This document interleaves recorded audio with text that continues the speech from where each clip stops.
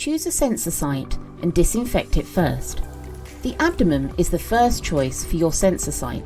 Please avoid belly button, scars, stretch marks, subcutaneous induration, and area around the belt. The sensor site should be over 7.5 centimeters away from your insulin pump insertion site. The second choice for your sensor site is back of upper arm. Avoid muscles. Be careful not to scratch the sensor when putting on and taking off clothes. Be careful not to hit your sensor on the door frame. Clean your skin. Wash and dry your hands. Clean the sensor site with an alcohol wipe and let it completely dry. 2. Insert the sensor. Choosing abdomen to insert the sensor, open the packaging, unscrewing the applicator counterclockwise to take it out. Place the applicator on the sensor site. Keep the long side of the oval parallel to the belt. Press the applicator vertically and firmly until the blue side button reaches the other end completely. Hold the applicator firmly against skin. Try to inhale and tighten your belly skin. While holding down the applicator, push the side button to insert the sensor. For new users, using the other hand to push the button is recommended. Choosing back of upper arm to insert the sensor individually, lift and fold the arm upward. Place the applicator on the back of upper arm. Keep the long side of the oval parallel to the upper arm. Press the applicator vertically and firmly until the blue side button reaches the other end completely. Be sure to press it all the way down. Hold the applicator firmly against the skin. While holding down the applicator, push the side button to insert the sensor. Choosing back of upper arm to insert the sensor with others' help. Place the arm used to insert the sensor on your hip to form a stable triangle. The helper keeps the arm still using one hand and uses the other hand to place the applicator on the back of upper arm. Keep the long side of the oval parallel to the upper arm. Press the applicator vertically and firmly until the blue side button reaches the other end completely. Hold the applicator firmly against skin. Hold the applicator against the palm. While holding down the applicator, push the side button to insert the sensor. 3.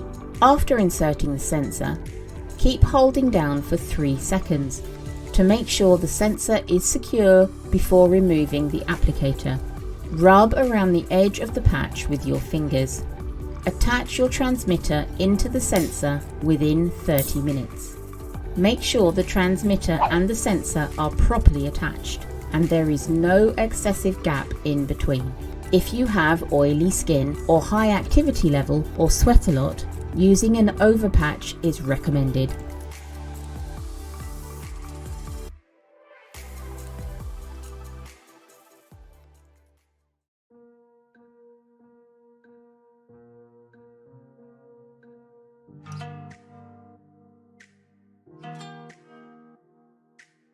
Open the App Store on your smartphone or tablet.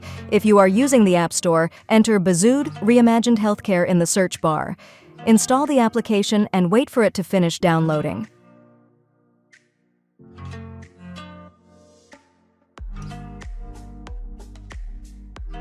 Open the installed BUZUD Reimagined Healthcare application, then click the Sign Up button to begin the registration process.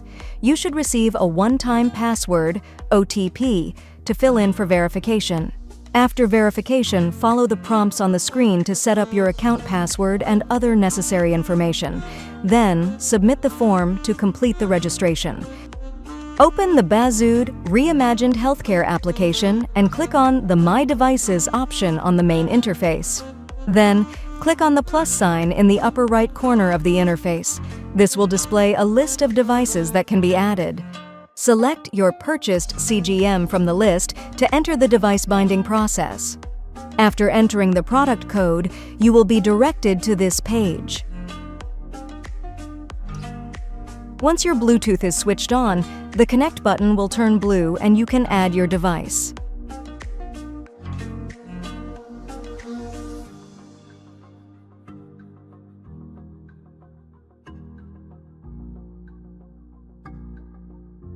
The CGM interface is divided into 3 sections.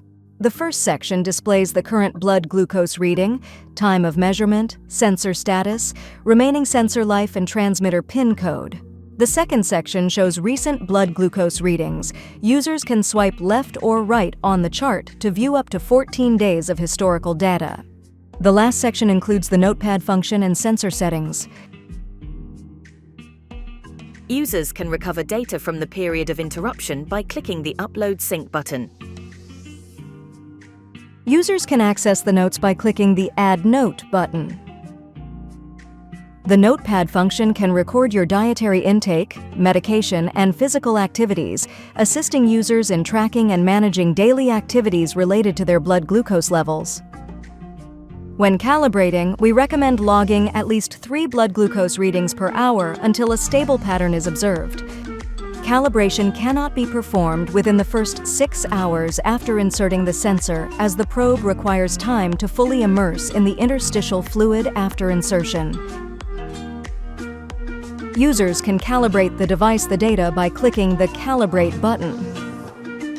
The All Results feature allows users to obtain a summary of their overall blood glucose situation during the period they wear the CGM device. The Trends feature allows users to view all the data and analysis reports collected during the period of wearing the CGM.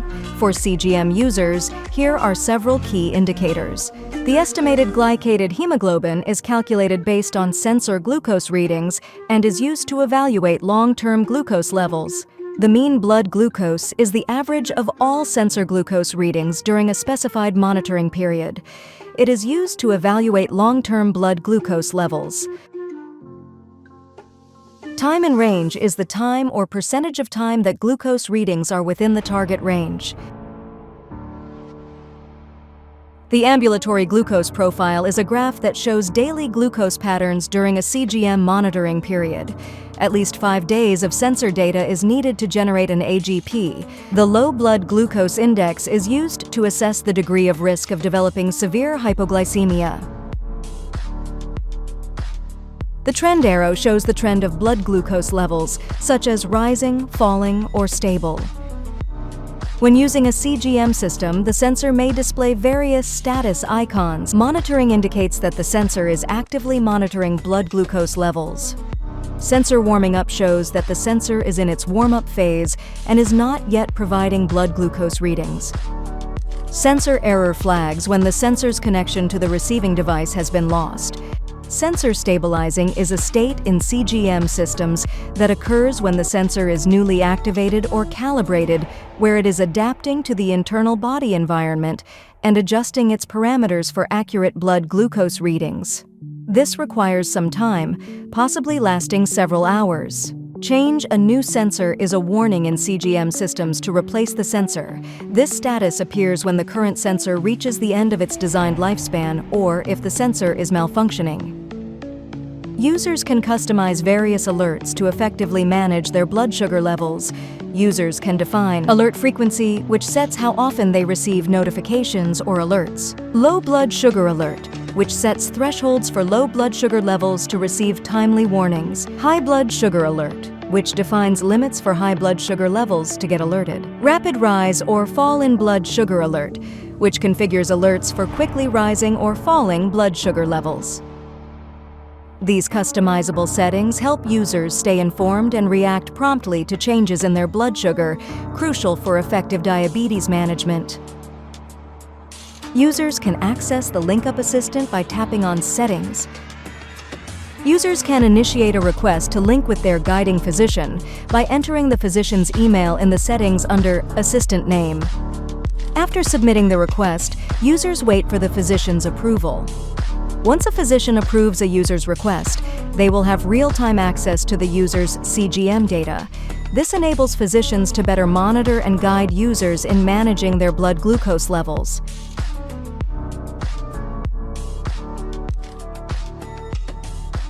On the BMS, doctors can by default view users' blood glucose data charts for the last 6, 12, and 24 hours. Additionally, by clicking on the logbook option, physicians can access detailed blood glucose data for all time periods of the user, providing a comprehensive understanding of the user's blood glucose management.